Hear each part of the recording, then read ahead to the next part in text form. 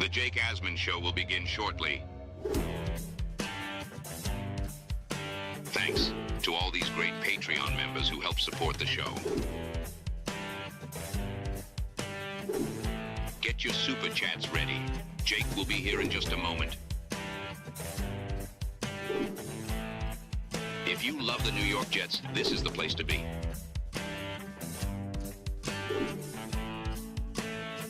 And now, the Jake Asman Show.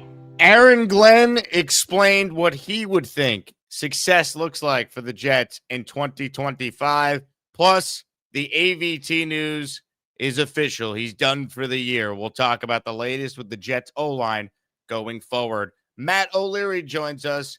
The Jake Asman Show starts right now.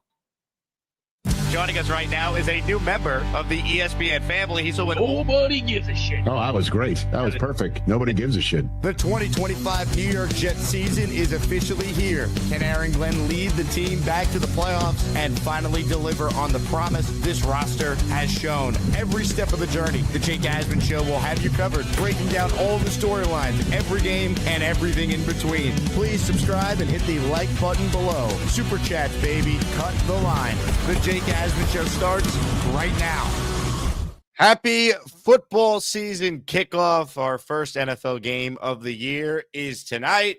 The New York Jets and the Pittsburgh Steelers will kick off their seasons on Sunday, and we have a lot to talk about with the state of the Jets. We say hello to Matt O'Leary for the first of many weekly Thursday AM appearances. Matt, happy Thursday. Unfortunately, we have to start with just the brutal news yesterday that became official this morning. AVT, according to Adam Schefter, is undergoing season-ending surgery. So, once again, Vera Tucker done, and now the Jets have a major void on their offensive line.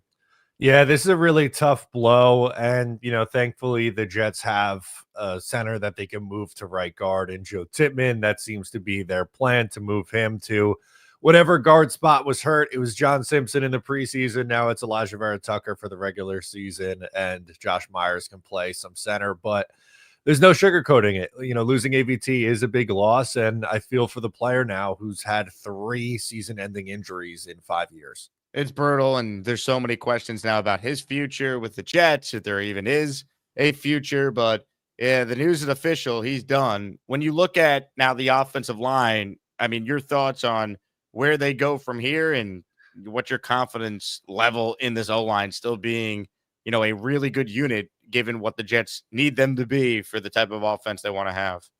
Yeah, I'm not worried at all about Joe Tippmann sliding over from center to guard. I think he's shown that he can play that position well. And honestly, with his size, he might project better as a guard anyway. So I've seen a few people predict that he might not go back to center and the Jets could be in the market for a center next year, but we cross that bridge when we get there. Josh Myers coming in at center worries me a little bit. I've been talking about Josh Myers throughout most of the summer because of the center competition that the Jets were having.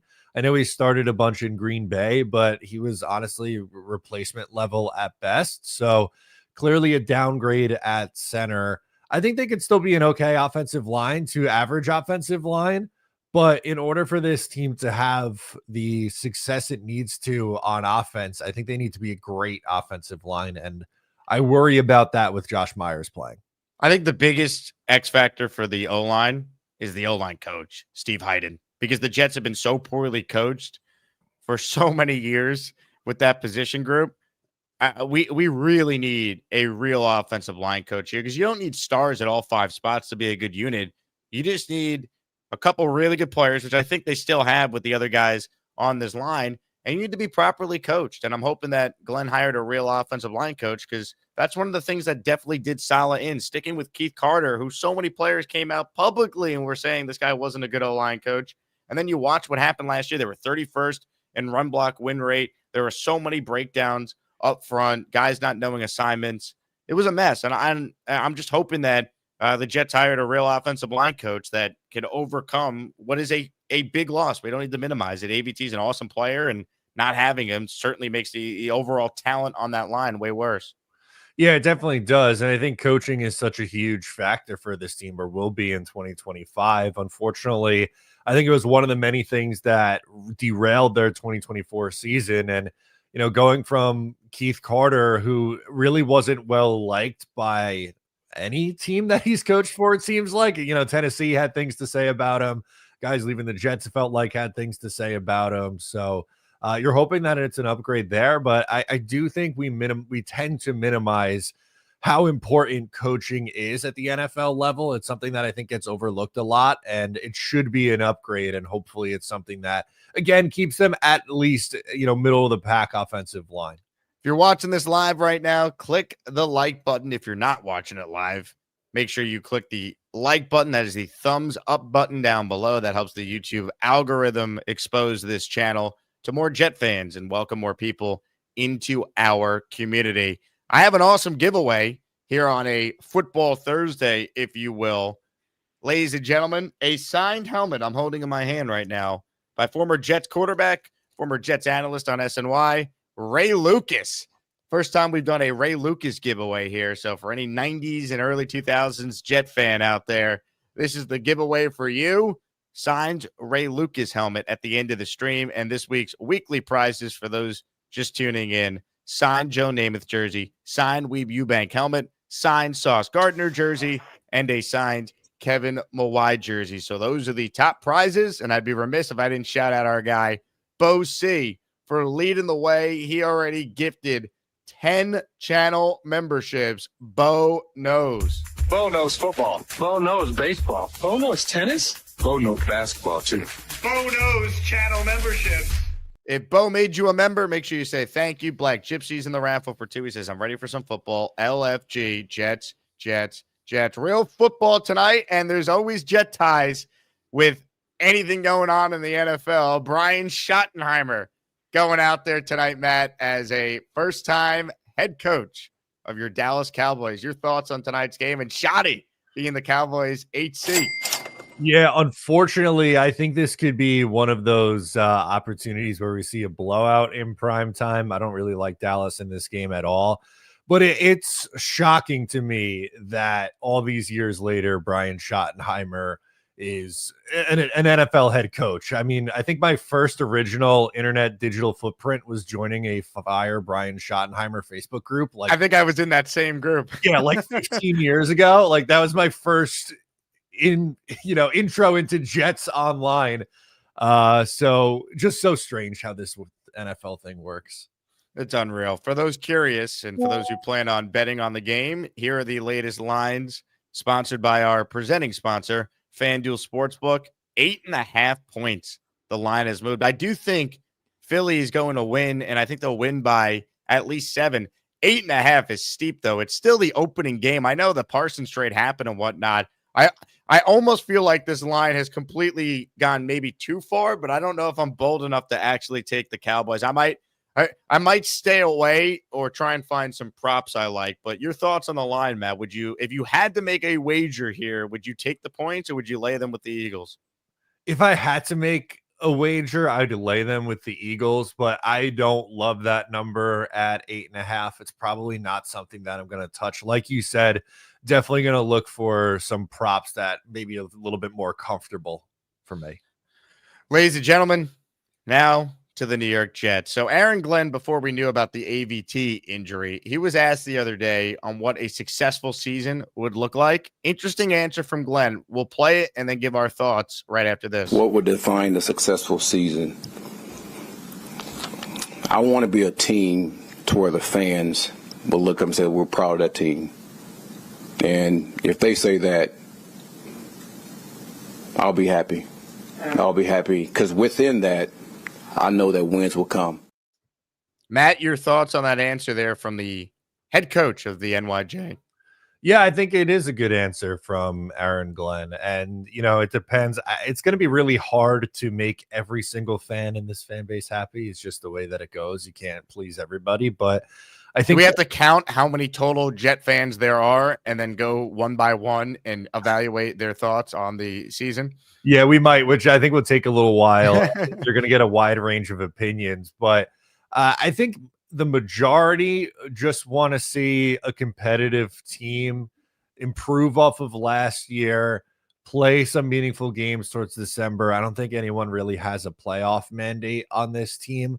So to me, that's not really the bar. It's, can you not get blown out and lose by double digits, a couple times? Can you stay in games against Baltimore and Buffalo and teams like that? Nothing embarrassing happened. And, if that's results in 7-8 wins, I think team or fans would be feeling pretty good about the state of the team going into 2026. I think the key thing for the Jets in regards to success, there's a couple of angles on it. One could argue success would be have a definitive answer on the quarterback situation. Either you're drafting someone or you got your guy in Fields. But if you want to actually talk about things on the field as far as tangible, whatnot, I think success is win at least 8 games. Do something you haven't done in a decade. 7-10, people might try and spin it. We've seen what 7-10 does. It doesn't always carry over year to year.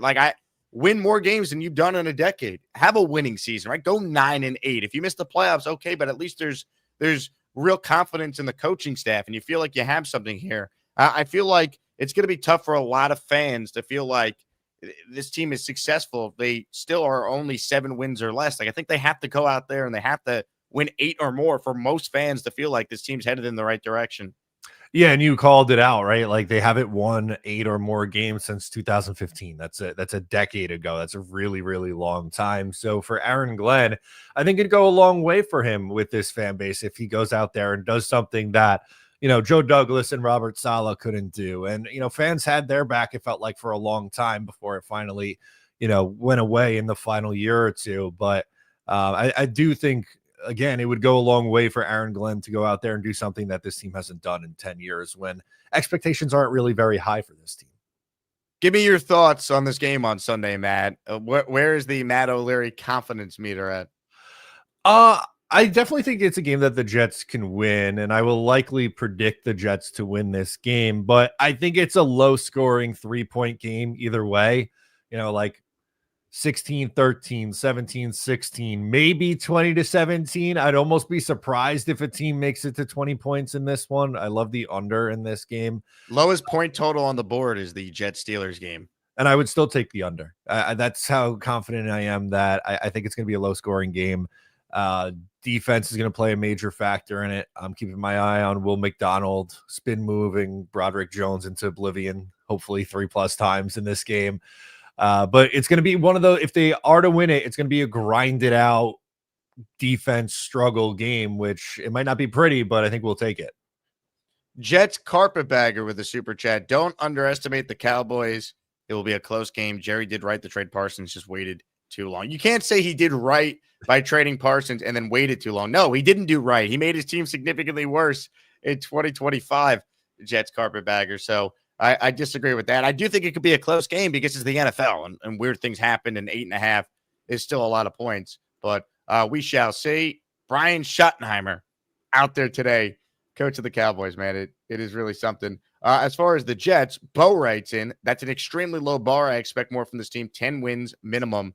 Bo, I love the optimism, man. I just think you look at the AFC, you look at the uncertainty the Jets have at quarterback. How many teams with quarterback uncertainty win at least 10 games? If they're winning 10 games, Justin Fields probably played at a, top 15, if not greater quarterback level. I just feel like the best teams in the league that are winning at least 10 games, they all have legit quarterback seasons. And the Jets, we have not seen that in a decade with Fitz. The last time they got truly real above average, you can't dispute it, quarterback play for the entirety of a season. Yeah, I mean, Bo, the bar is extremely low. No shit, buddy. They haven't made the playoffs in 15 years. They haven't had a winning season in 10 years. They've, greatly underachieved a year ago with just 5 wins, 10-win minimum. I would love for the Jets to win 10 games. I hope they win 10 games. I hope Bo's right, but that can't be the bar for year one. 27-6, he's predicting a Jet win on Sunday. He's out of his bird. I don't think Bo had his morning coffee yet. Bo, I hope you're right, man. I know Matt does too. It's tough. I think if the Jets win, it's going to be one of those just ugly games where they just found a way, which is fine. They're going to have to try and win a lot of games like that throughout the season. But like, to me, if the Jets are winning on Sunday, it's not going to be the most pretty game. I don't see the Jets offense going out there and being like awesome immediately. I think it could be a low scoring, to your point. I probably still would take the under. Like, I'm either going to take the Jets 20-17 or Pittsburgh 20-17. Like, I think it's that type of game. It could be even more low scoring than that. Yeah, for sure. And it's not just the Jets offense that I'm worried about. It's Pittsburgh's too. When you look at it on the Jets side first, they have a new quarterback who was up and down in the preseason, had an awesome first drive in the first preseason game. Second preseason game, the offense sputtered a little bit. So what does the Jets offense look like? And for the Steelers, Rodgers didn't play in the preseason. He joined them late, so he doesn't have that chemistry yet. He usually starts slow and then finishes the year stronger, like we saw, last year, for example, too. I know it's another year removed off the Achilles, but at 41 years old, and learning a new system and getting in chemistry and in sync with his receivers, I don't think their offense is going to come out of the gate clicking either. So again, I would be surprised if either team hits 20 points. Hit the like button if you guys are watching the show. The Jets might not hit 20 points, but you could hit the like button. You could subscribe to my channel and Matt O'Leary's channel. Reminder for those who are going to Tampa, hotel rooms are still available if you use my discount link in the description. Booked rooms at Hotel Tampa Riverwalk, which is an awesome Hilton hotel right in the heart of downtown Tampa. Very easy to get to both the airport and to the stadium, Raymond James Stadium, for Jets Bucks in just a few weeks. And Matt, my goal going into that game, don't be 0-2. Look, it feels more likely than not that if the Jets are going to win one of their first two, it'd be this one on Sunday. But whatever the scenario is, don't be 0-2 with your season on the line going into that week 3 game against the Bucks.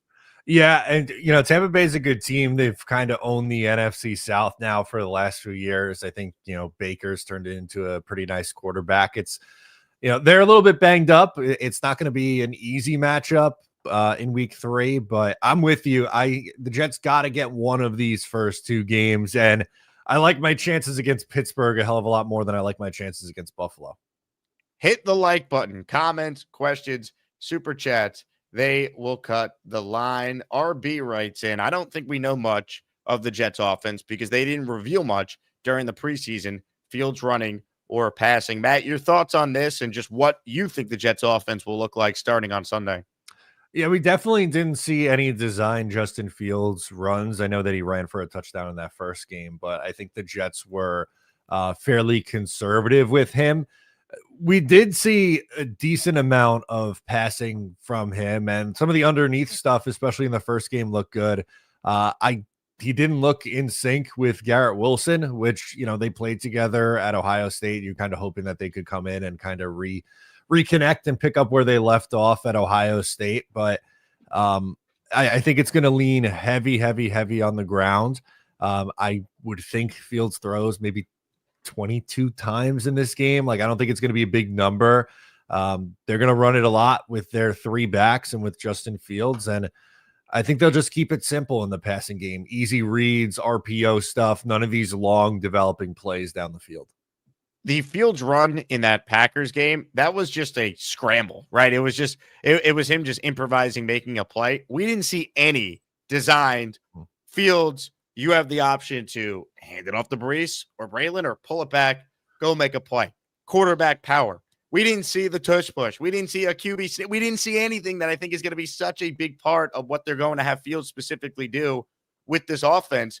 They understand that he's not the best pocket quarterback, but they think this is the first time anyone's ever built an offense that utilizes his skill set. Think 2021 Jalen Hurts with the Eagles. I think that's what the Jets are going to try and do with Justin Fields as their starter.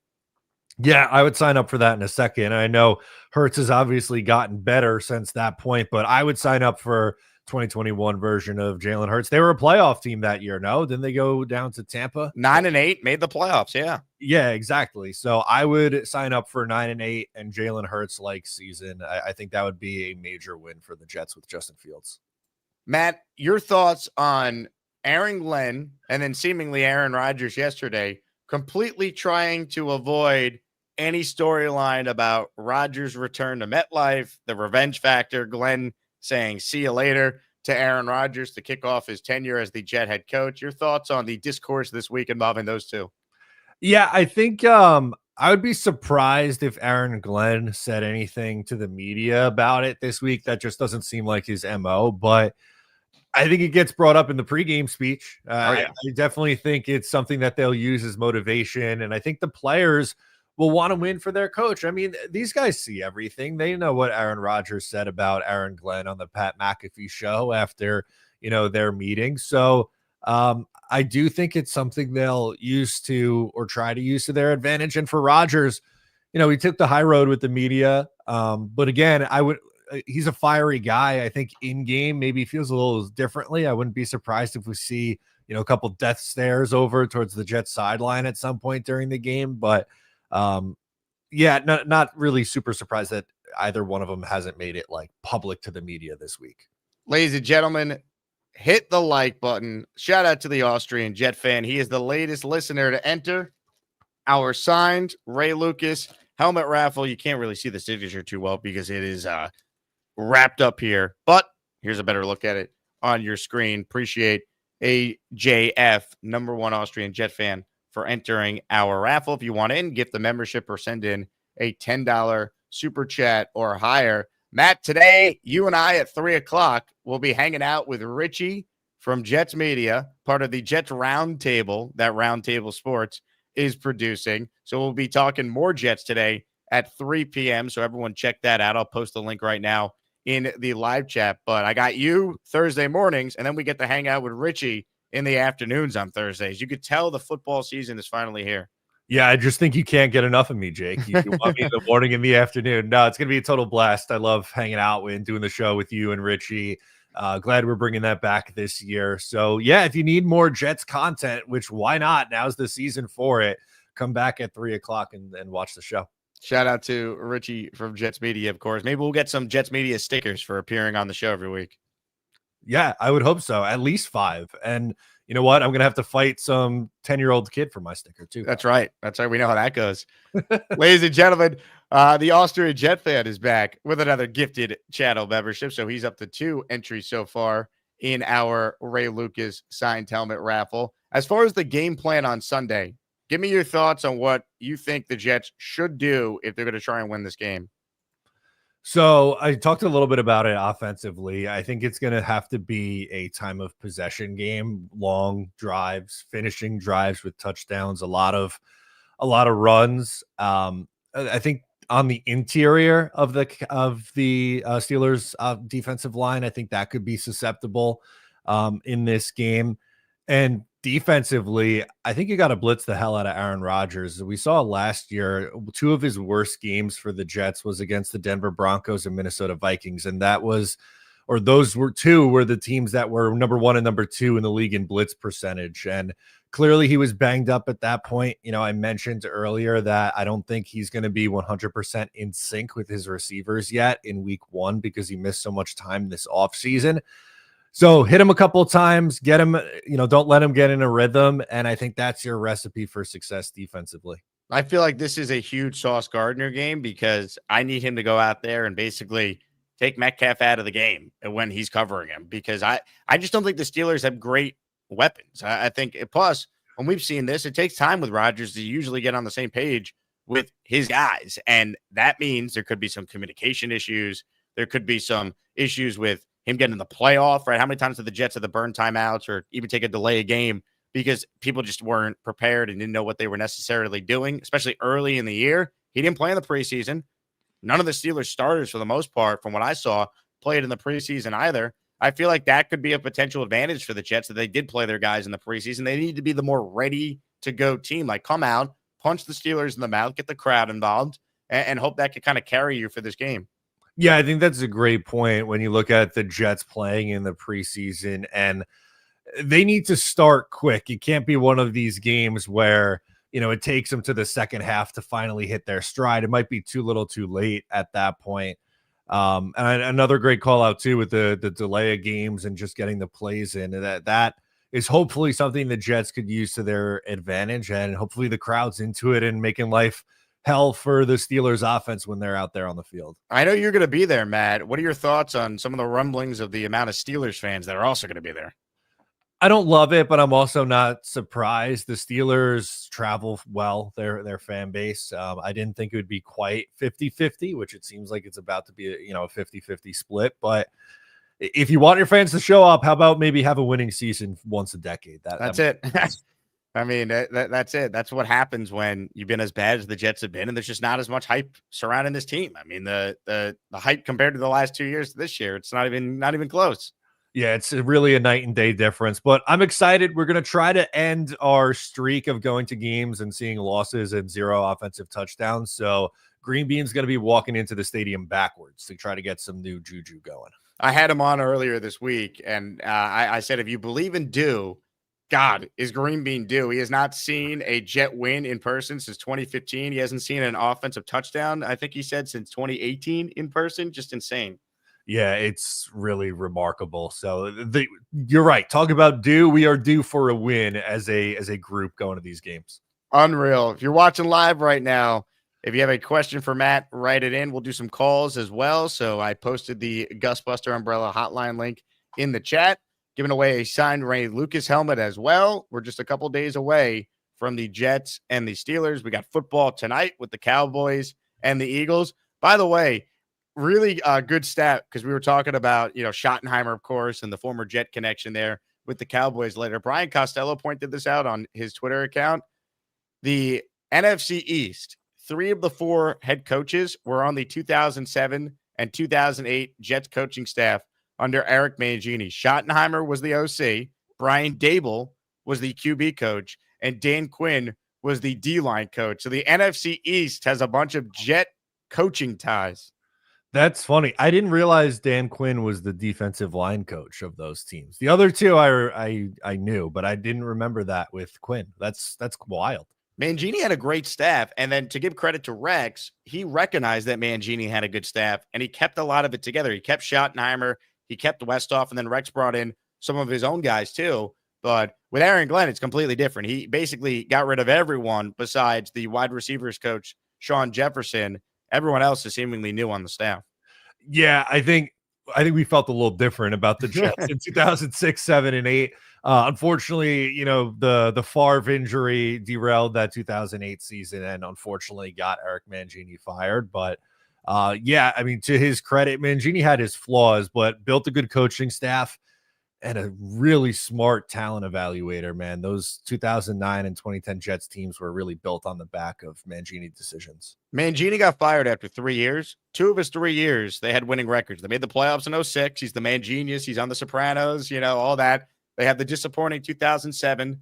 2008, they're 8-3, and then Favre got hurt, and then that lit the season up in the flames. But they were a very, very good football team in 2008, and that's why I always think it's kind of crazy when, people are saying, the Jets could be like the 09 team. It's like, yes, the philosophy could be the same, ground and pound and all that, but that roster was so much better than this Jets current roster is.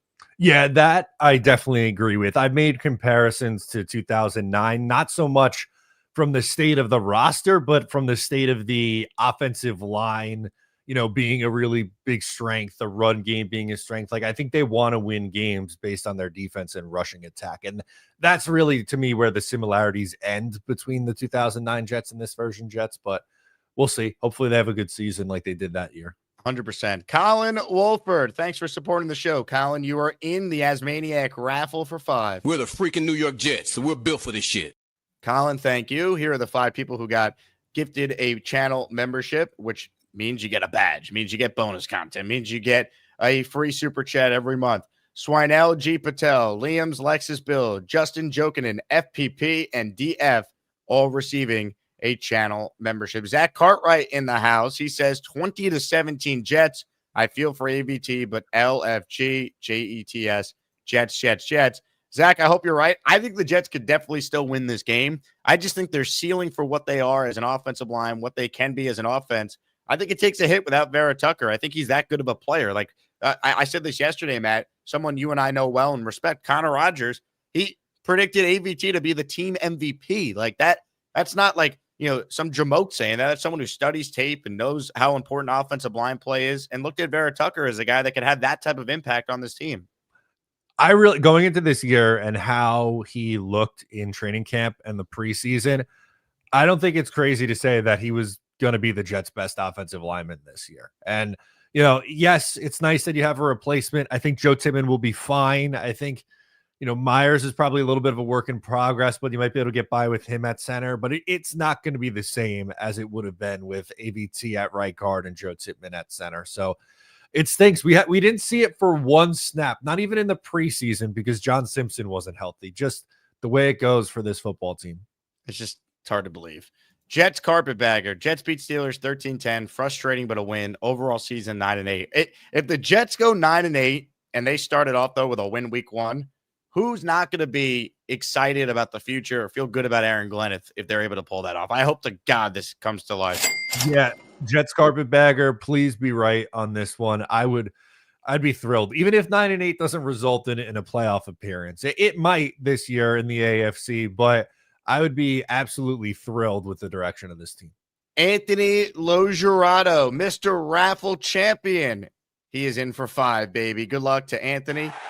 And if you got a membership, thank him. That's Ryan Moss, Fire Aaron Glenn, Dorcas Bella, Simon Adams, and Bob DiMucci, all receiving a channel membership. Ray Lucas, signed helmet. I'm holding it in my hand right here, is what I'm going to be raffling away. And I'll send it to whoever wins today if the winner gets me their address in a timely fashion.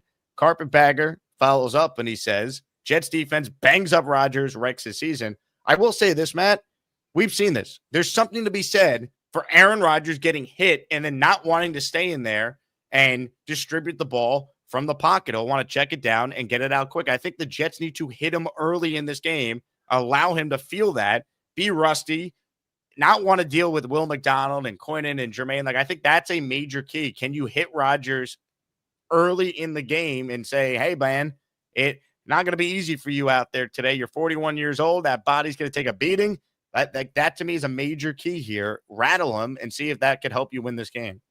Yeah, I mean, 1,000% last year. And I don't really blame the guy at 40 years old playing in the NFL for 20 years. It looked like he didn't want to get hit. And once he did, he wasn't really standing in there and making the throws. He was trying to get the ball out quick, and it was a lot of just dink and dunk our way down the field. I think it would be the same thing. And again, I feel like I keep going back to it, but with him not having as much time with this receiving core and the tight ends and running backs, I don't think he's going to be on the same page with a lot of these guys. He throws a lot of back shoulder fades, and I know, DK Metcalf with his size should theoretically be really good with that, but you're hoping Sauce Gardner kind of takes him out of this game. And then who's he throwing to? I guess he doesn't really usually throw to tight ends, but I would think with how Arthur Smith runs his offense, the tight ends would be heavily involved. But I don't know. I'm curious to see what it looks like on Sunday for both these teams. Ladies and gentlemen, Bo C says, if the Jets bust over 20 points and look awesome as expected, I expect a Hallmark apology card from Matt and a Starbucks gift card. Matt, your thoughts? Can we wait for the apology until the 10-win season? If the 10-win season comes, I will write a handwritten apology to Bo Cephas. I will get him a Starbucks gift card and anything else he wants, because I would be thrilled with that. I hope you are right. I just think it's the very, very optimistic lens of looking at this team. I'm trying to be pragmatic. If the Jets win 10 games, I'm having Bo C Day on my channel, and you will co-host both shows with me on the day that the Jets win 10 games. Yeah, I gotta make an appearance for that, and I will give my public apology on the show to Bo. Ladies and gentlemen, Boomtown, our resident Asmaniac historian, he will be covering this. He'll save the receipts. So, Bo, it is officially on. Ricky NY in the house. Jake, are you available to come on the show Tuesday, September 9th at 8 p.m. to discuss our win over the Steelers? You are number one out of all the potential guests, hand down. I love Ricky spending $10 to publicly demand me. I'm just kidding, Ricky. I'd be happy to come on. I got to check my schedule. But if the Jets win, I will do my best to make it a reality. Tuesday at 8, I will join your show. Even if I'm out or whatever, I will at least call in and celebrate the win with you. If the Jets beat the Steelers, you got it, my friend. That's awesome. Love Ricky NY. Spencer Green in the house. He says, I just wanted to give a shout out to PBM as well as Big Joe. I played hell with my dog yesterday trying to get that pill down. PBM got me right, and it worked. Also, used the Cho trick as well. We had some medical advice on how to get a dog to take a pill yesterday on the show.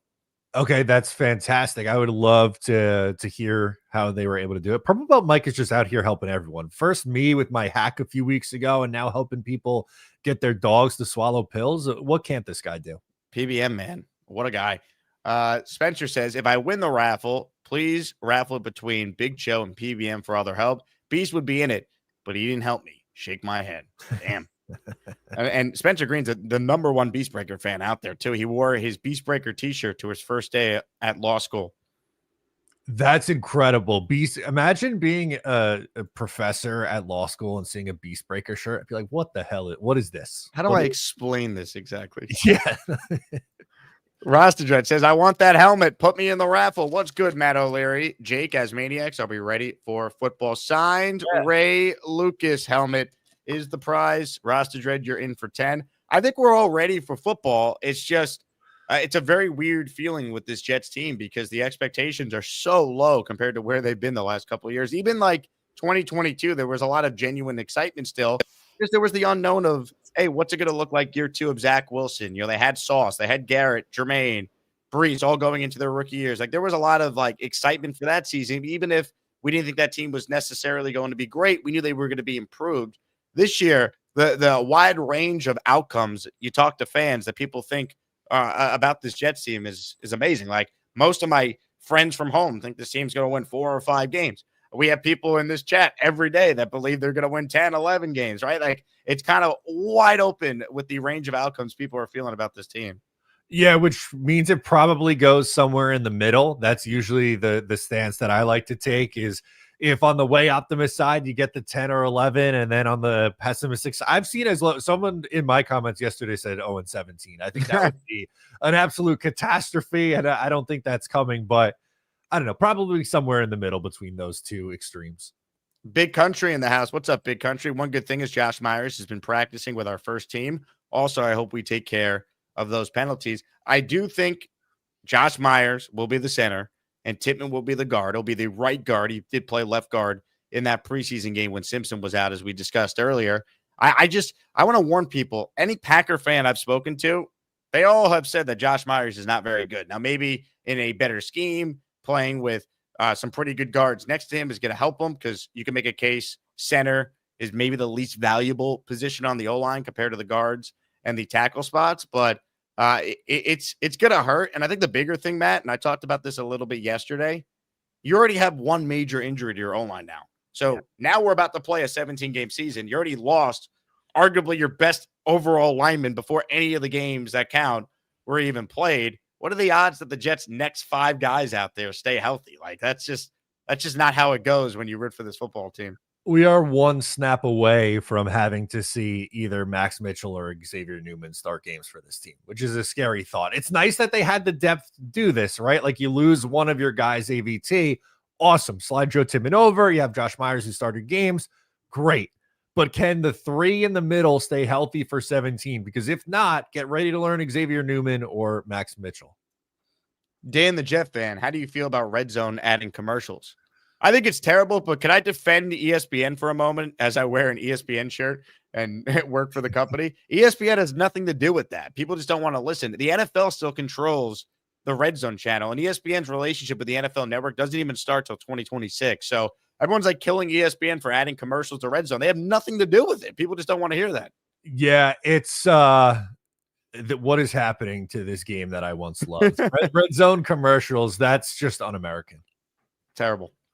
I mean, there's no other way around it. I mean, I love the Red Zone. I have been a Red Zone viewer since day one. Like literally, I remember Brett Favre making his debut with the Vikings as the big storyline they were covering on the initial Red Zone. I watched because I used to watch Jets games at my uncle's house every week, and we'd have the Jets, we'd have the Red Zone, and I remember we were like among the first people in like my life, my friends, to like start watching this like Red Zone channel. Like, what is this thing? So like, I love Red Zone.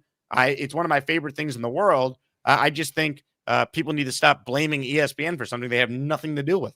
No, that is totally fair. I think it's just a misunderstanding with the general public who just assume, oh, it's making the move to ESPN. This must be ESPN making that decision, and clearly it's not. It's the NFL. It's Roger Goodell. They want more money. They don't care about the paying customer. They know we're all addicted to football. We'll complain, but we're going to watch. Yeah, of course. What are we not going to tune in? Let's not get crazy. Yeah, I mean, I'll be sitting there, my ass on the couch, 1:00 Sunday. I'll have the Jets on, I'll have the Giants on, and I'm going to have the Red Zone channel on. That's a way of life for most football fans. You got to be following all the games, and then plus you got your team. Exactly, and fantasy. I'm sure you do fantasy too. I do. I'm terrible at it, but I have one team this year, and we're hoping to avoid a last place finish. That's really my goal at this point. Just avoid the loser punishment. Yeah, don't finish it. Just don't embarrass yourself, right? Like that's it with fantasy. It'd be nice to win, but just don't be worst. Gator in the house. He says, Jake, if the Jets lose on Sunday, can you come on my Burt Reynolds channel and talk about Boogie Nights? Tuesday works. I'll tell you what, Gator. I only respond to $10 super chats like Ricky NY. Hey. Turd Ferguson says, I think this team is going to be cursed until Woody apologizes and pays Matt Snell a bunch of money. I don't know if that is why this team is cursed, but I do think Matt Snell and the Jets should, work something out with their relationship. My understanding is, though, Matt Snell is upset about things that have nothing to do with Woody Johnson. It's things that happened pre-Woody owning the team. Yeah, I was going to say, I'd be lying if I said I was fully up to date on this story, but to my understanding, it's things that happened in the past with the Jets, but still, no reason why they can't try to iron this out and make it right with one of the Jets legends. Georgie says, Jake's a Giants fan, confirmed. Trump. I know what you're doing, Georgie, but no, I have to watch the Giants because my job is to talk both Jets and Giants on the radio. So I got to follow what they're up to too. Plus, Matt mentioned fantasy. I did draft Malik Neighbors in fantasy, so he's like the only Giant I'm rooting for. I have him on two of my I'm in 2 leagues, and I have him on both of my teams. So you get it. Oh, yeah, I'll be right there with you. K-Brock in the house. Let's blitz Rodgers all day. O'Leary is a GOAT. Let's go Jets. What's it like to be a GOAT, man? I don't know, but it's awesome. I don't know. Thank you, KB. It's great.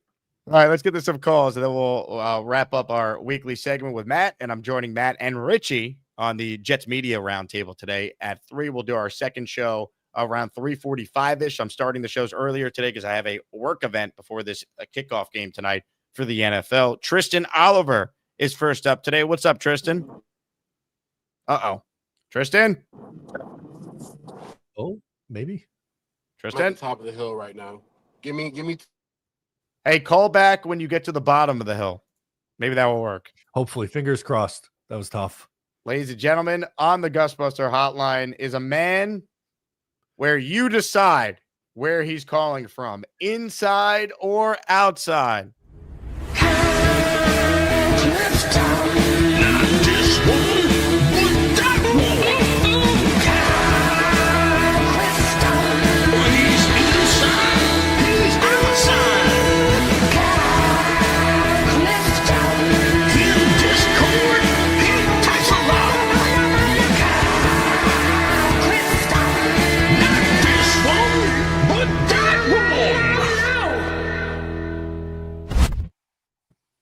What's up, gentlemen? How are you? Clifton. Hey, Kyle. I also selected Malik Neighbors last night. Nice. At our annual draft meeting. What pick did you have?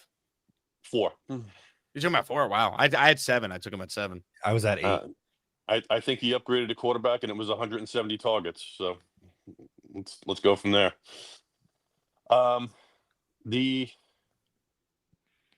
It didn't stop me last night from picking Jets players. This injury to AVT.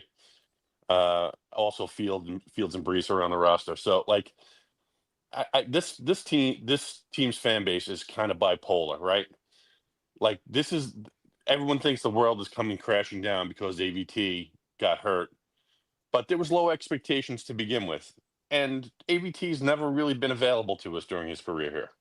So, if we have an ample replacement and the coaching is sufficient and the kicking game is improved, I expect us to be competitive, and I don't expect too much of a different result without AVT as I did with AVT.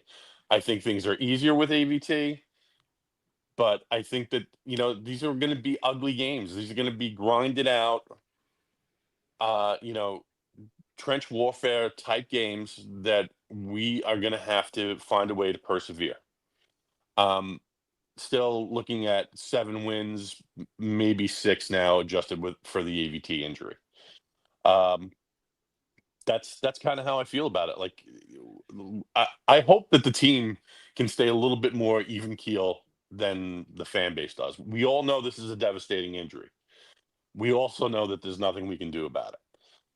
So let's just see if we can stick to the plan. We thought we had some good O-line depth going into the season. It's going to be tested. Let's see it play out. And worst comes to worst, we kind of knew that this was going to be a season where we weren't going to compete for the Super Bowl, and we were going to have Glenn implement his plan. And let's get ready to get things up and running for a playoff run next year. Yeah, look, it's all fair, Kyle. Once again, great call. I just hope we see a team that there's such a noticeable difference in like what the coaching is, because I do think there's enough talent on this team for them to hang around, be in the hunt, right? Like I think we go into the year with low expectations, but if this team is well coached, I think there's enough talent for them to like not have embarrassing games like what happened when they went to Buffalo last year or the Arizona game. Like I think they're going to be in most of their games, and it's just a matter of, can they get enough from the quarterback in a quarterback-driven league to find a way to win it? Like this team won 7 games a few years ago with Zach Wilson, Tim Boyle, and Trevor Siemian. Like I think at the bare minimum, asking for this team to try and win 7 or 8 games is not that much. I don't care what your schedule is. I don't care about the AVT injury. Like find a way, man. It's the NFL. There's 17 games, and there's always crazy things that happen every year. Yeah, I mean, before the AVT injury, I was at 7 wins for the Jets. After the AVT injury, I'm still at 7 wins for the Jets. I don't think it really changes what, my outlook on the entirety of the season. But you bring up a great point with those 2 games that you referenced. The Jets lost by double digits 5 times last year. Maybe just do it like once against Baltimore. Like, I think Baltimore is going to be ugly. That game, I don't really have expectations for them to keep it close. But can you play tight games against Buffalo? Can you keep it close against Cincinnati? Can you play close games against, Tampa and some of the teams that have been playoff teams and are expected to be playoff teams again, and maybe upset a team or two? I think that would help us in feeling good about this coaching staff. Let's try Tristan again. Tristan, I believe you made it down the hill. Hello, Tristan. But your mic is on mute, Tristan. I have service now. I apologize about that. Oh, good. Man, I will definitely say that, as a former offensive lineman, I know everybody has jokes whenever I come on asking if I could play O-line. But, like, switching is not as hard as what people make it seem to be. It's actually, like, just an intelligence thing. And if you could, switch your position and then get through it, I think the hardest thing to do is simply snap the ball. I think if we're running a lot of zone concept, there'll be a lot of double teams and stuff like that, and we'll get through it. I feel like Braylon Allen's effort and Breece Hall being in a year that he wants to show what he can do to not only us but the league will overcome this injury on the offensive line. There will be gaps and there will be ways to get up to that next level, and I feel like we'll be fine. Other than that, it's funny that you bring up the Baltimore game not being close, because I was just doing a lot of research and stuff like that about, when Dan Campbell took over the Lions, like how long did it take them to get from, not too good to decent. They went 9-8 their first year. And I think something that we have to expect is that their first year they won 3 games. Second year. Oh, is that? Oh, so, but Aaron Glenn didn't get hired until 21, right? He was there in that year of 22. He Tristan, was there for the 3 games. Yeah, Aaron Glenn was the DC the second Dan Campbell got there. If you remember that first year, they started like 0-something, and then they won a couple games late. I think they finished with like 3 wins. That was the year they took the tackle, the all-pro tackle, Penei Sewell, in the first round. There was the big debate: do you take him or you take Jamar Chase? But people forget they found Amon-Ra in the 4th round, so we can only hope that Arian Smith is anywhere close to Amon-Ra St. Brown. If he's 50% of that player, that's a huge hit in the 3rd round.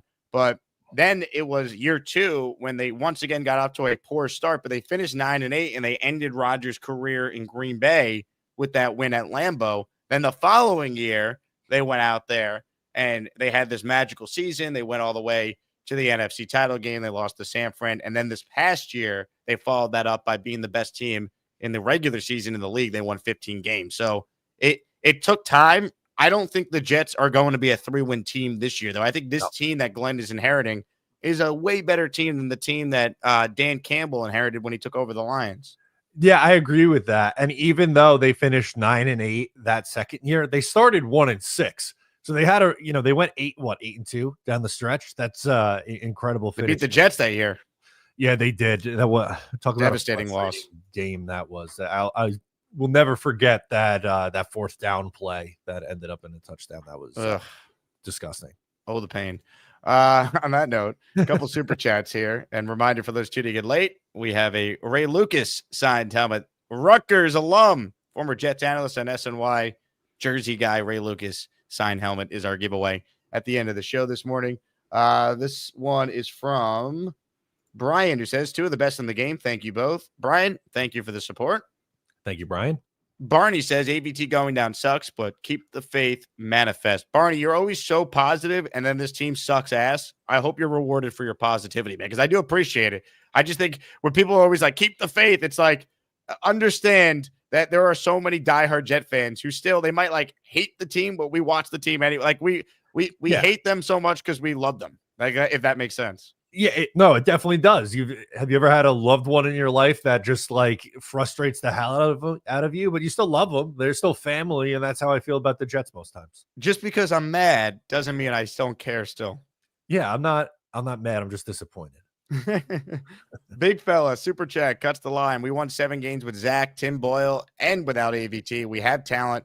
Now's the time to use it. Please don't talk about the Arizona game. LOL. But those are the type of games you're trying to eliminate, big fella. That's my point. That like even if the Jets' record's still not like 9-8, if they're competitive and they don't have these like debacle of games where they're no showing and they come out flat with extra time to prepare, they are horrific in the first quarter of games. Like I just want to see a team that clearly is being well coached, even if like there's limitations with the team because the quarterback might not be good enough. Like that's what I'm hoping we could see. I don't know win-wise what that looks like. In my mind, that's at least 8 wins, but we'll see. Yeah, we'll definitely see. It's a fair point to bring up the Arizona game I'm talking about, because I just don't want to see a repeat of that. Like if they are 7-10 and they're getting blown out in their 10 losses, I don't know how I'd feel about that. But if they're 7-10 and they're losing 1-score games and just feels like they're a piece or 2 away from turning it around, not all losing records or not all 7 or 8 win seasons are built the same. I think it's well said. Good question from Harry. Do you think the Jets will name a new captain since AVT is out? Oh, that is a good question. If that's the case, I hope they name Sauce Gardner a captain. I know that you're going from offense to defense, but I think he deserves it. You'd have an even amount then. So you had 3 offensive captains. No, I guess it would be, so it'd be Fields, it'd be Garrett. Then you'd have Quinnen, Sherwood. Special teams is McCrary, Ball. Yeah, so it still would be uneven, but I'm with you. I mean, I would not be surprised at all if Sauce is a captain. They might do maybe a rotating captain every week that joins the regular captains out there for the coin toss. Yeah, I'd be down with that too. I think that makes sense. Dominic writes, and I'll tell you what, minus his Achilles, the Rodgers-Denver game may have been the most depressed I've been as a Jet fan in recent memory. Matt, you could talk about that game. I believe you were there. Yeah, I was there. Another game without an offensive touchdown and sitting in the rain at MetLife. That game stunk. Starting from the parking lot and the tailgate is always fun, but it kept saying we got there at 8:00. It's like, oh, the rain's supposed to stop at 9. And then you check at 9 and it got pushed back another hour. It rained all day. Sloppy, disgusting game. Had a chance to hit a game-winning field goal and missed it. Just brutal. Horrible. The worst. The absolute worst. There's just no other way to describe that game. And really, that game did so much damage for the rest of the year because not only did they lose, but Rodgers got hit and got destroyed in that game. He was never right after it. Then he got beat up even more in London. The season spiraled. Salah got fired. But they went from 2-1 to losing that Denver game. And then, once again, classic Jets, adversity strikes. They can't handle it. Boom, season spiral. Yeah, that was the beginning of the end. that game, right? Like you said, you went from 2-1. The vibes were immaculate coming off of that Patriots game. You had extra rest because it was a Thursday night game. Now going to play the next Sunday, and they just came out. They looked horrible. The offense couldn't do anything, and like I said, that was pretty much the starting signs of this thing falling apart. Matt with a super chat. I think Sauce gets a pick and Will gets 2 sacks. Do the Jets win if this happens? Yes, I definitely think so. Stealing a possession, I think they need to get after the quarterback. I'm going to say 3 sacks for Will McDonald. I think he has a monster day. Big game for Big Will. Love it. Ladies and gentlemen, speaking of things that are big, let's say hello right now to this guy.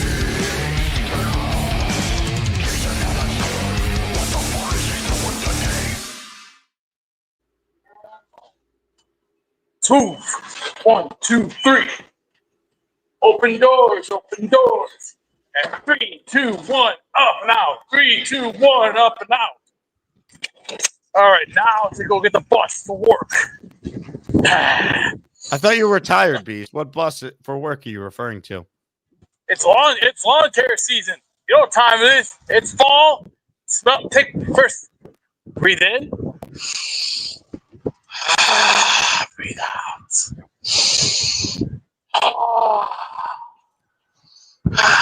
You smell that beautiful grassy air? Yes, it's beautiful. Now for the bus. Let's move. Time to get down there. Let's go. It's time to go. What are you doing, Beast? You've told us absolutely nothing as to why you called in. I'm in the suburbs. We're gonna win. We're gonna win come Sunday. And don't even start. I don't want to hear anybody say, "Oh, I'm not gonna waste my time on other shit that doesn't make any sense." To quote Beast, that's why we're moving on. On that note, let's say hello to a man who is in the gym right now, pumping iron. Ladies and gentlemen, this could be a first for this guy. Are we watching a live call from a man who is currently trying to recover from an ACL injury? Purple about Mike, he loves the dark knight. He's got a green pool and he jumps right in. Maybe someday he'll get a brown belt, but for now he's just that purple belt Mike. Purple belt Mike, it might be purple, but he can still kick your dirty ass. Yo, can you hear me over here? Are you rehabbing right now, Mike? I'm doing my second upper body gym session since the surgery, but I did my bike and balance stuff before. That's awesome. I love This it. is the gym at work. So you better be so jacked by the time you get done with this, because all you can do is just like arms and shoulders and get the upper body ready. Like I'm expecting you to just be as I want your shirts to basically be ripping because your muscles are just tearing through it. yeah, I hope so too. I lost I think it's 8 pounds. I got a lot of atrophy in my legs, a little bit in my arms, but it kind of sucks. But now that I'm able to start working out, it's my second time in 6 weeks working out. So take a little bit to come back, probably 2-3 weeks to get back to where I was, and then just progress from there. Hang in there, Mike. Yep, all good. So I said this yesterday to DT, and I gotta say later, but I really think the AVT injury is very significant just based on what we've seen previously. When he got hurt against Denver, we couldn't pass block, we couldn't run block, and we won 2 games after that. So I think him losing out on AVT, it's going to be tough. It's going to be tough, and people thinking we're still going to win, 7 games if they were at 7. He minimum, I think, is 2 games. Minimum, because of what we can do. Those games where we need to run out the clock, I don't know if we're going to be able to do it without him. So it sucks. It's a big loss. Yeah. Oh, God. Well, I can't read from here. What does it say? Matt, would you like to read this? I haven't seen an angle like this since my first gynecologist visit. How bad is it? I can't even tell. Oh, it's great. Let me get up.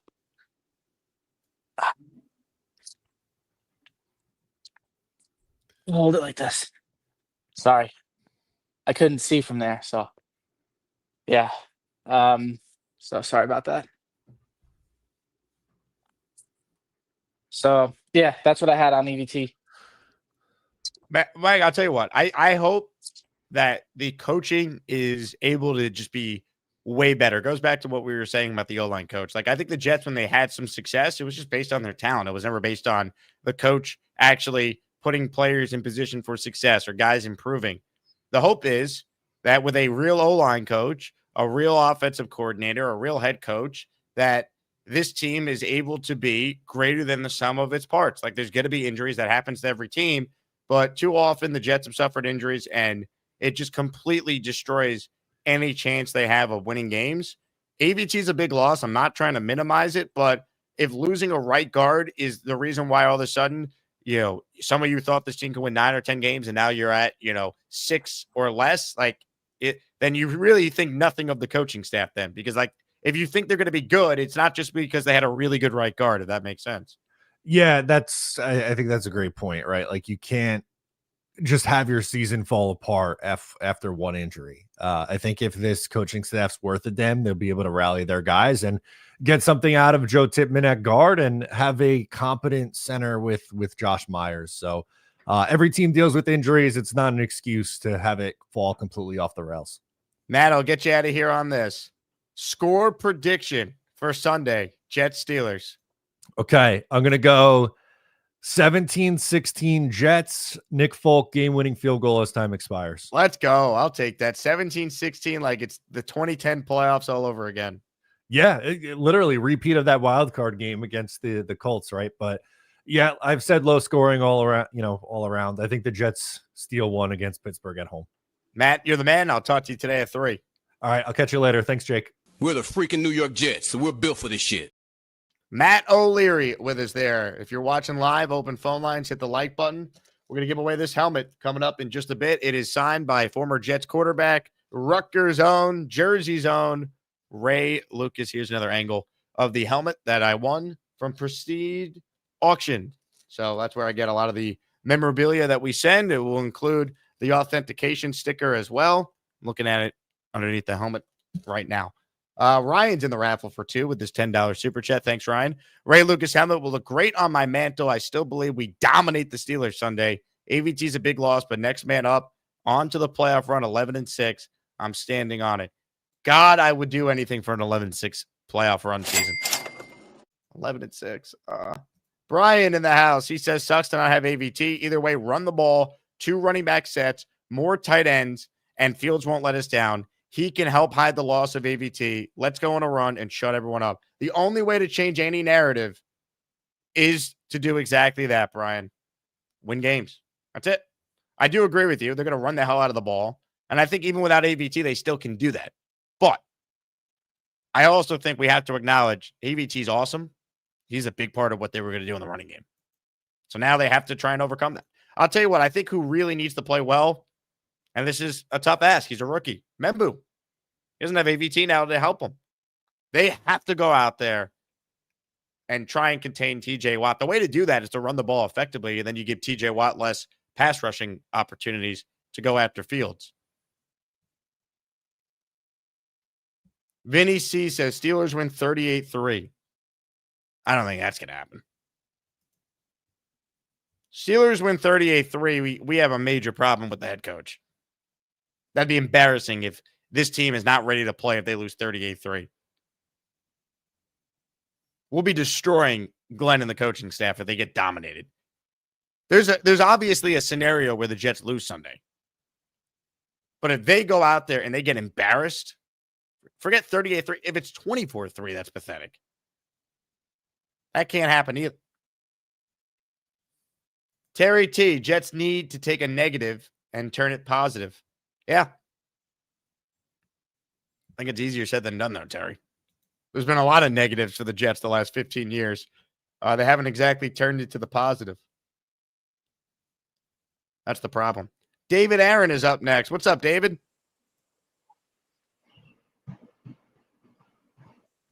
David? Hey, how you doing, Jake? Hey, David, when you see this in about 5 minutes, know I'm doing spectacular. Is it again? Hello? All right, I'm lagging. You get the fuck out. David, the Israel Wi-Fi there, quite the delay, but I appreciate your support. And you're rocking the hat and the shirt, so that means a lot, man. Thank you. Call back and we'll see if you get a better line. Well, that was a strong delay right there for David. Brian, you are in the raffle. I just saw your comment. All $10 super chats get you 2 raffle tickets. $5 don't get you anything. The reason for that is we want to incentivize people to gift channel memberships if possible, because the entire community then benefits from that. Dave Briga in the house. You can't start the year being this down. Play it out game by game. It's a new era. Absolutely.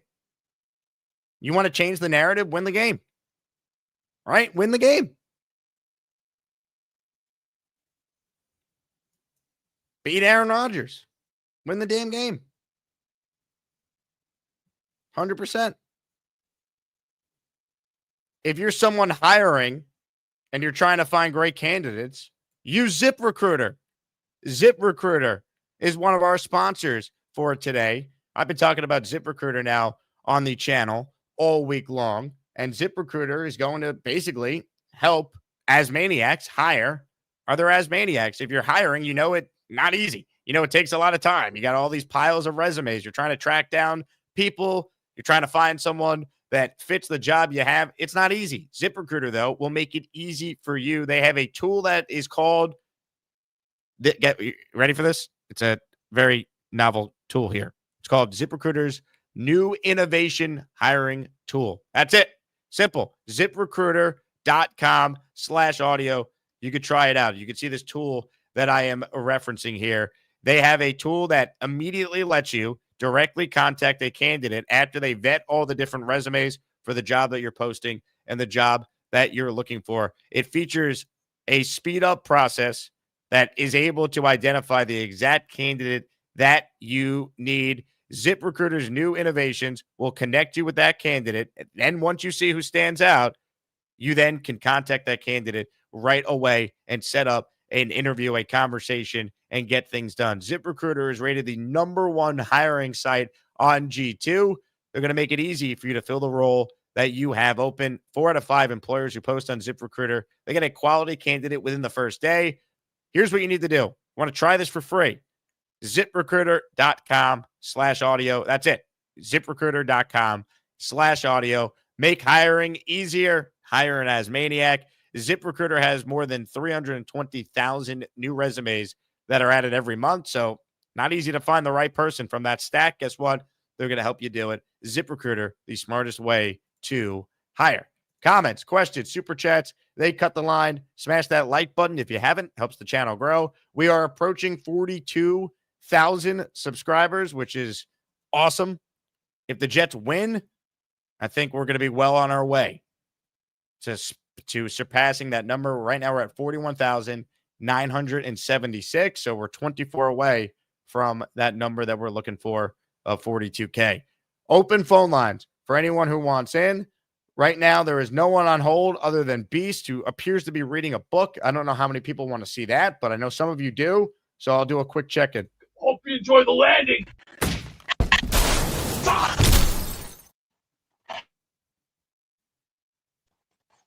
This is a good book.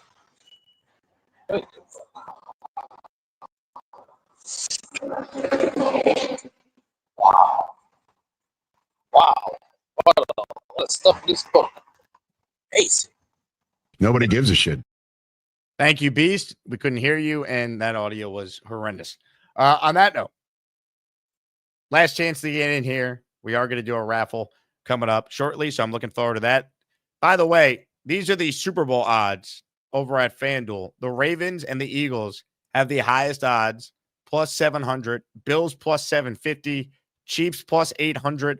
Lions plus 1,200. Packers plus 1,200. That has since been adjusted. Post Micah Parsons trade, the Packers odds increased to plus 1,200. They were lower before the trade. And then the Niners are plus 1,800. Commanders plus 2,000. The one thing you notice about this list here, you have 1, 2, 3 AFC teams, and then the rest of the teams on the list all come from the NFC. Eagles, Lions, Packers, Niners, Commanders. I'm picking the Ravens to win the Super Bowl this year. I think they're due. I can't pick the Bills, so I think it's going to be the Ravens year. I got Ravens over the Packers as my Super Bowl pick. On that note, see if David Aaron's internet's a little better this time. Hello, David.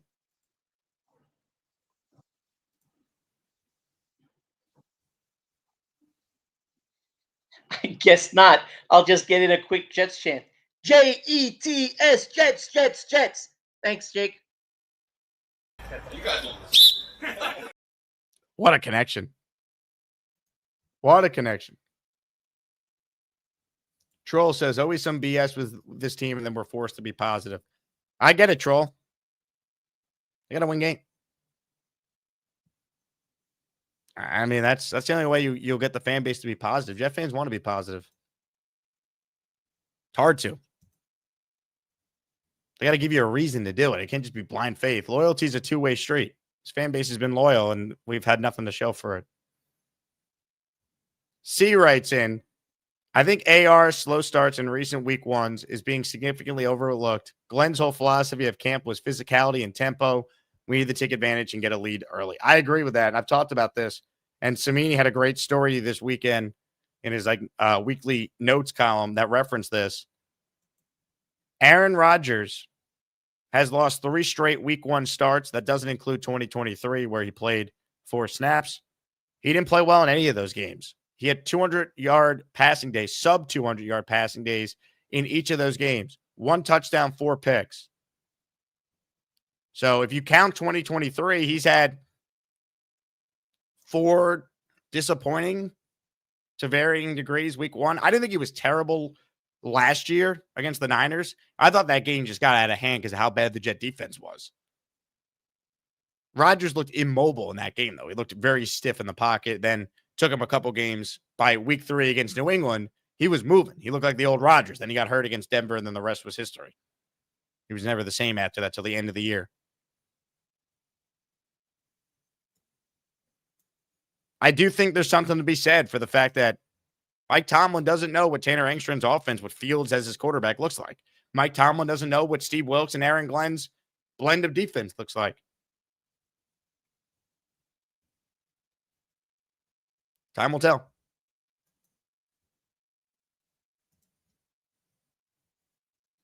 I mean, it's such a big game. Gator says, looking forward to Beast Call from a ride on a mower. Brian is guaranteeing a win. I'll see you post-game. Post-game show will be immediately after the Jets-Steelers game. I'm not going to the game. I'm going to be right here watching it, and I'll be live as soon as the Jets game ends. And we'll hopefully be celebrating or commiserating, which is seemingly what we do best.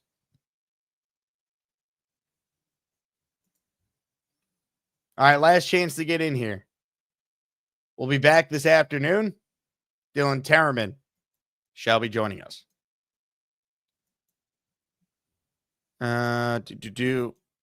Wow. Ladies and gentlemen, he's called back in from the gym. It appears like he's actually now doing a little ACL rehab. He's not working the upper body. He's working the ACL. PBM. All right, so this is the Bosu balance. And my ACL, this is good. So you got to do 20 of these, 5-second holds. How are you sideways, Mike? This is impressive physics here. I don't know. StreamYard, I guess. I wasn't sideways before. I know. It's okay. But yeah, I'll show a little bit of what I can do. I don't even know if I'm in the frame here. Am I good? I see you. No. You see me? Okay. All right, that's good. Hey, I'm doing Robert a says video. nobody cares about your ACL, and when are you going to get that through your head? All right, well, some people care, though. If you don't care, other people do. Robert might be the most mean-spirited commenter we have on this channel. That's all right. I like mean people.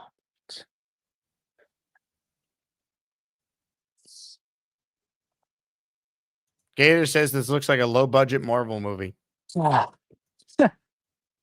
Just showing the progression. That's all. Well, the reason why I have Mike doing this right now is because one, he's the only one on hold, and two, I am putting together the master raffle name list so I can give away a Ray Lucas helmet. So Mike is providing some cover for me as I'm working hard here behind the scenes, counting up all the entries and putting them into the Wheel of Champions. Wonder if Which this is better. It's about to be spun shortly, folks. Mike Perez, you made it just in time. You're in for two. He says, optimistic about the season, even with the bad news. We have an all-new system that teams don't have film on. We're a huge unknown. That has to be the hope. That has to be the hope because talent-wise or coaching-wise, I think the Steelers are better. They got the better quarterback. They got the better proven head coach. But I think ultimately, it's week one. Teams are prone for upsets. There's the rust factor with Rodgers and the Steelers. Jets being home, being the more physical team. I think the Jets can win the game. I hope so. Got infinitely harder without AVT, but we'll see what happens. Maybe our defense can have Rodgers running for his life and we squeak out like a 16-13 or something type of win. I'll take it. I'll take a win 3-2. I don't care. Take a win any way we can get. Enjoy the rehab. Thanks.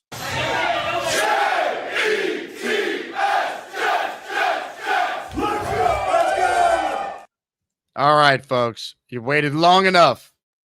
Honestly, you really haven't waited that long. But I'm ready to do the raffle for a Ray Lucas helmet. I want to thank everyone who entered. All the names have been compiled.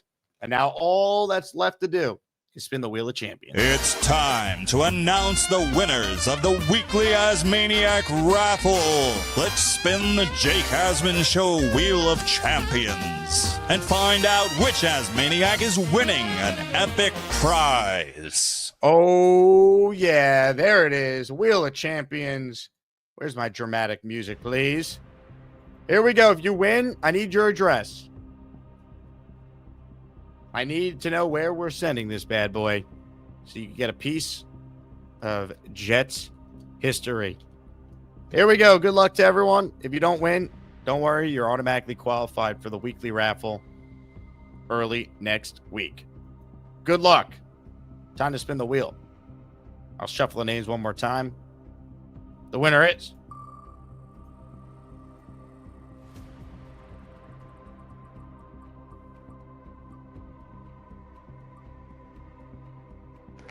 Ryan Koza. Or is it Kaza? Ryan always corrects me, but I forget which one it is. Either way, Ryan, you're a champion. You're the winner. And you called your shot. Earlier in the show, Ryan entered the raffle by saying, that will look good next to my mantle. Well, guess what, Ryan? You're the winner. Congrats to you. Thanks again to everyone who entered. Hit the Jet chant for Ryan. Shoot me your address, Ryan. I will get this sent out to you today. On that note, that does it. Big thank you to Matt O'Leary for joining today's show. Big thanks to everyone out there who tunes in and who watches us each and every day. We're just 3 days away from the Jets and the Steelers. Can the Jets win, please? We don't ask for much, Jet fans, but a win week one, that certainly would be something. On that note, love you all. I'll talk to you guys soon. Jets, Jets, Jets, Jets. Hey, Beast, what's the deal with this date you have later? I'm going to have a little fun. It's called Woo! Who is the lady? You'll see in a few minutes. I already have her on my APP app. You mean you have her number on your cell phone? So what time is the date? I'm leaving around 11 a.m. Where are you going? She has a house out in the suburbs. Take the bus. Boom, boom, boom. You already know the rest. Well, Beast, if this is your last ever call because you're about to get catfished, maybe murdered, it's been a fun run. That might be the last time we see Beast. A few hours later. You know what I had to have gone through today? I got screwed over. What happened with your date? I thought I got effed over. I got effed over. So you know wait, who told you that was gonna happen? I just had a smelly, shitty feeling. Did you meet her in person? She wanted something, and I'm like, nope, rejected. See ya. Well, you said that you had a date in the suburbs around 11. Well, unfortunately, that turned out to be a big Dun, dun, dun. So you showed I up don't for know this what- date? I don't care about it anymore. Did you Nope. meet her in person? So what happened? Where were you supposed to meet her? I was supposed to go all the way over there, but unfortunately, she wanted something, and I wasn't falling for that. So she wanted what money I- before you guys met? Nope. Was she a man? No, but I knew what she was looking for, and I'm not going to explain. I'm not going to even talk about it. Cause Did you get catfished like Charles Gorman? Nope. She lied to my face, so unfortunately, no. How do you know it was a she? I actually think it was a he. I had it all figured out. So what do? Let it go. You got to be careful in the online dating. Can we hear more about this date? You were hyping it up. You were talking trash to everyone. It was doubting you. And now you didn't even go on the date. So what happened there, Beast? Oh. No, you're spewing nothing. There's nothing for you to spew. Yes. Point at your rear end on mute. Thank you, Beast. Beast, when you calm down and you tell us what happened, we'll bring you back someday. I might be big, I might be bad, but I'm going to take your ass down. Hey, here's the deal. Just got no chance unless you click on that like button. And you got to make sure you subscribe to the Jake Asman Show. You don't, you can get the f*** out. Now let's go, Asmaniacs. We're built for this shit.